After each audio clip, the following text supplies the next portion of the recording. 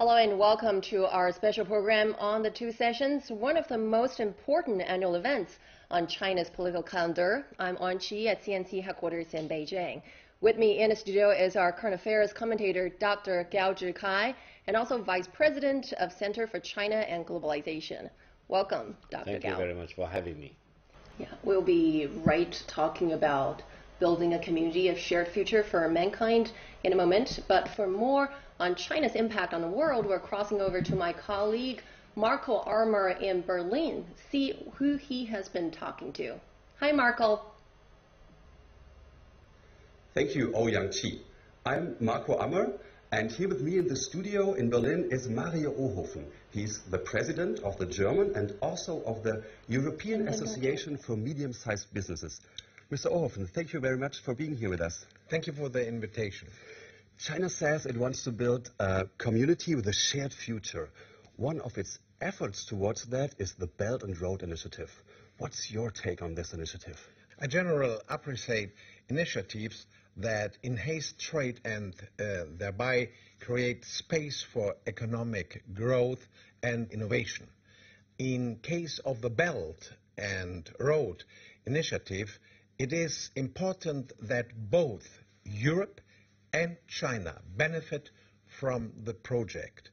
It should not be the only goal of the project to promote Chinese export to its neighbor countries and Europe. Although European companies would be interested, 90% of the business is done by Chinese companies. As the advocate of the German Mittelstand, I can always support the Belt and Road Initiative if China opens its market for non-Chinese businesses. The initiatives must be a two-way street. The new concept Xi Jinping proposed and the Road and Belt Initiative, what do you think, how will it affect Europe and especially Germany? The total volume of the project is estimated at 1.1 billion US dollars.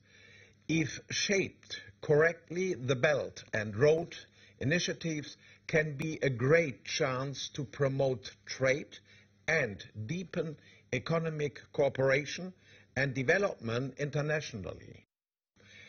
As with previous 60+1 summits, CEEC heads of government from north to south used the Budapest gathering last year to praise the benefits of closer economic cooperation with China. But, as with many initiatives, the success of it will be determined by its actual implementation. We will have to make sure that we use the economic potential of the Belt and Road Initiative while sustaining the integrity of our intellectual property, legal security, and creating a fair trade environment that benefits all sides. Mr. Ohofen, thank you very much for your time and your very important assessments on the topic. And with that, back to Beijing and back to Ouyang Qi. Thank you, Marco. So, Dr. Gao, let's dig right into the topic of the Belt and Road Initiative.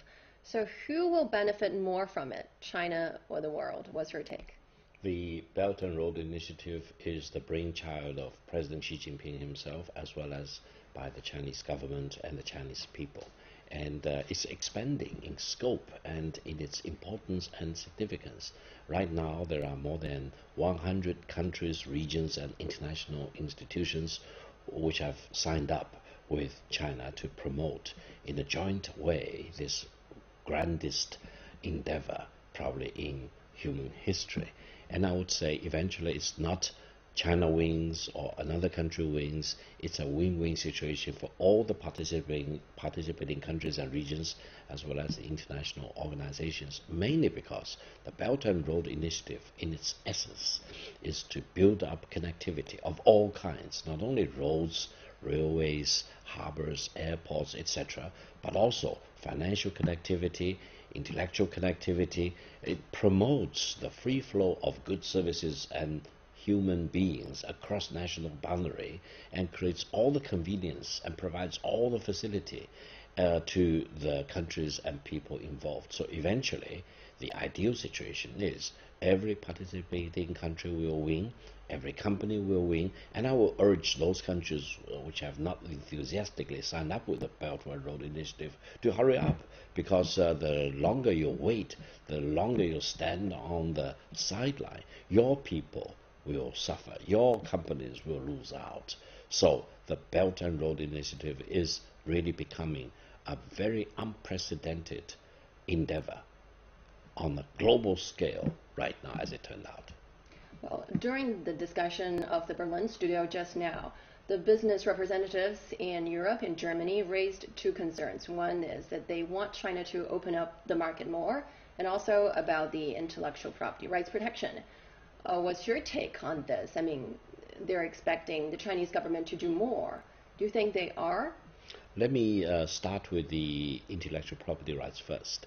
40 years ago, China barely had any concept of property itself, because at that time, private ownership of property was unheard of. Everything was owned by the state or by the collective. But now, we don't only have private ownership of property, it's a booming market.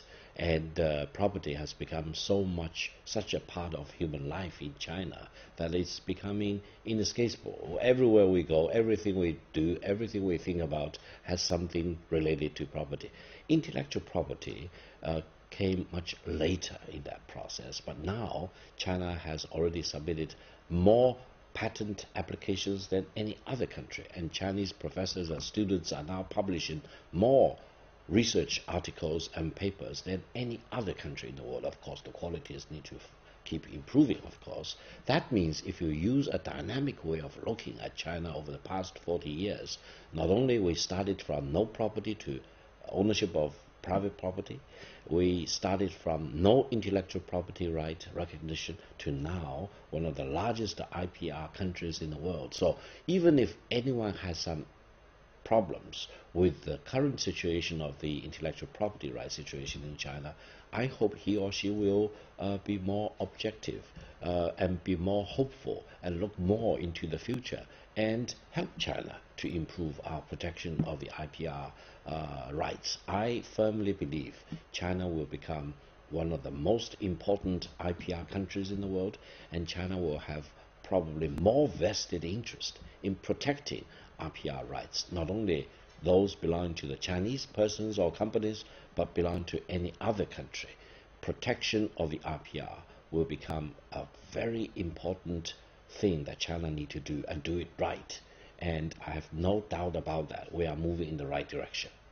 Well, thank you, Dr. Gao, for joining us today. Thank you. Hope to see you more in the future. Thank you. And that wraps up our discussion today. Stay with CNC for the many more important topics on China's ongoing legislative sessions.